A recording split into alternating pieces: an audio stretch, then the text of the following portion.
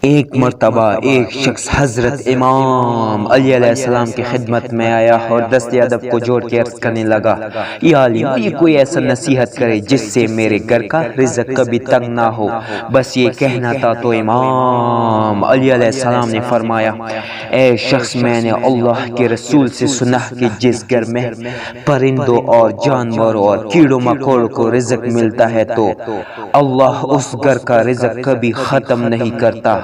یاد رکھنا، اپنے گھر میں پرندوں کے لیے اناج رکھا کرو۔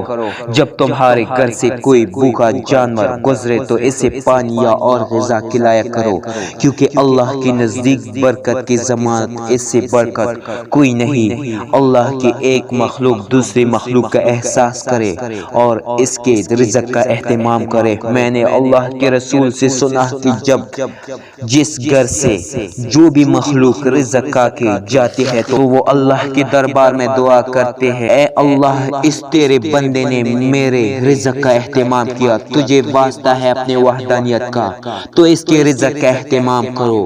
اور یوں اس گھر کے طرف اللہ کے دروازے کھلے کے کھلے رہتے ہیں۔